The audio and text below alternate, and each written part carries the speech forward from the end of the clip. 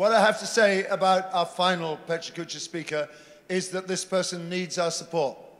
Because like many of us, they're suffering from conference voice, which is an affliction which makes it quite difficult to speak a lot. Wait, but this person, oh come on Herbert, this is Herbert Puchta, past president of IATEFL,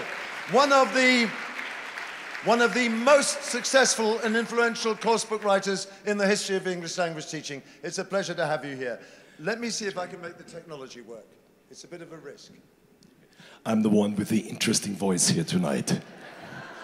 It's even sexier than usual. Oh, come on. I'll be within 2 seconds. Right. Come on, Jeremy. Yeah, I'm coming. Last orders, please. Right. Here we are.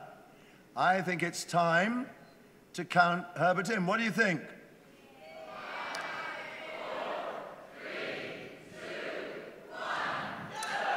Good evening, ladies and gentlemen. Pecha Kucha means that we have to get on with things, but I do think it's worth pausing for a moment to consider one essential question. Why are we here tonight? Are we here to discuss the philosophical underpinning of teaching teenagers across socio-cultural frames? No.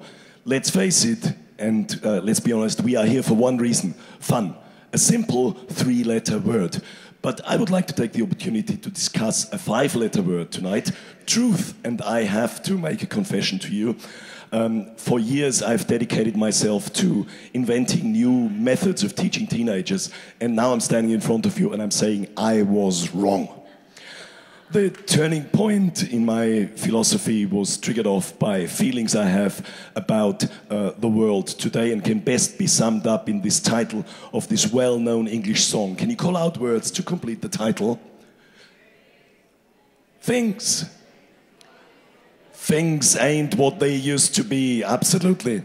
Things have become terrible, ladies and gentlemen, especially as far as our teenagers are concerned, and we, the teachers, are partially to blame. But let's not worry too much, because tonight is the night we're gonna get things right. Just think of how people dress these days, young people. Look at this picture of the good old days. Jeremy with his neat hair, his tie done up, nice blazer, knobbly knees. Knees that I saw earlier today when Jeremy went jogging have, if anything, increased in their knobbliness. These are the values, ladies and gentlemen, we have to go back to when we are faced with this. Kevin, the teenager. Kevin, the teenager, prototypical of a young generation who are enthusiastic about riding their bikes for miles, but are too tired to dry the dishes. It was so different when I was a boy. That's me in the first row there.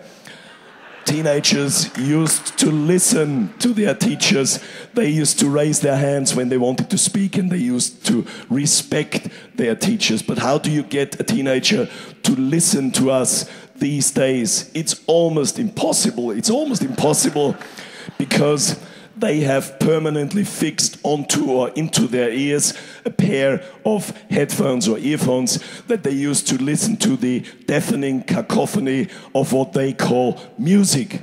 Well, when I was a boy, we also had music, but the songs were songs of social value, ladies and gentlemen. My Bonnie Lies Over the Ocean. What a song. They don't write them like that anymore, do they? Now, look at what our young people listen to today. Well, as linguists, of course, we have to say that we can fully appreciate the authentic street language that we find here. Modern, vibrant, full of emotions. But do you know what these lyrics mean?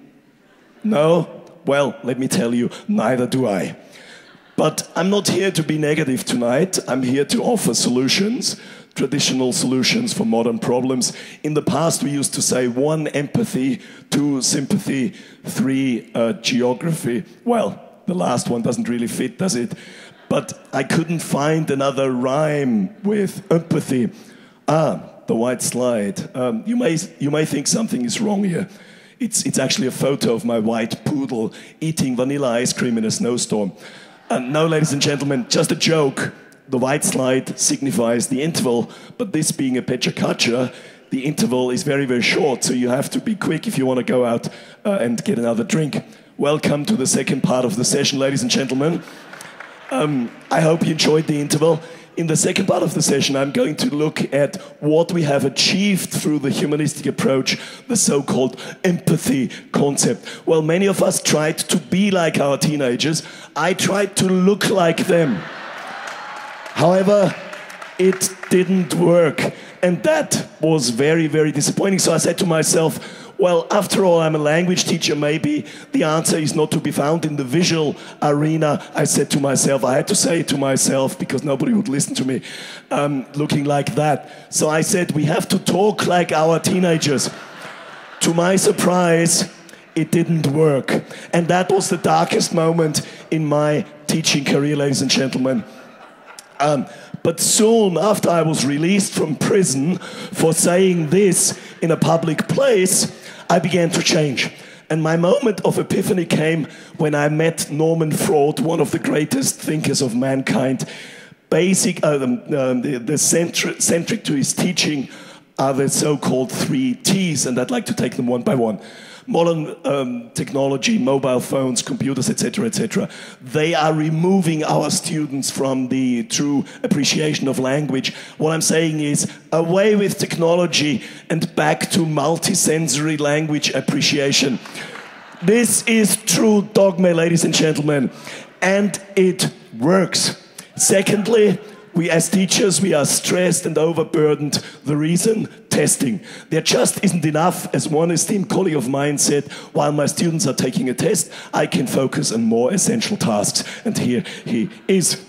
The next point I'd like to focus on is discipline. The fact that when we test our students, this also has a very positive effect on the students' behavior, especially when you have 3,629 students in one class. Having, as my preferred choice, 3,629 students in your class means you can get all the teaching out of the way in one fell swoop.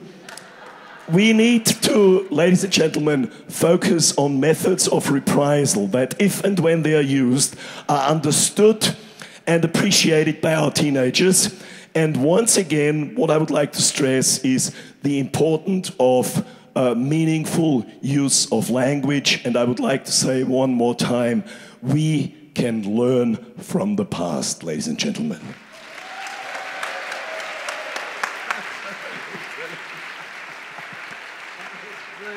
Ladies and gentlemen, what a wonderful finale to our event.